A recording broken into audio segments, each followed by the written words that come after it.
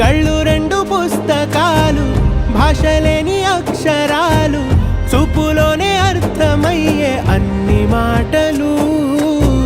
ముందులేని ఆనవాలు, లేనిపోని కారణాలు, కొత్త కొత్త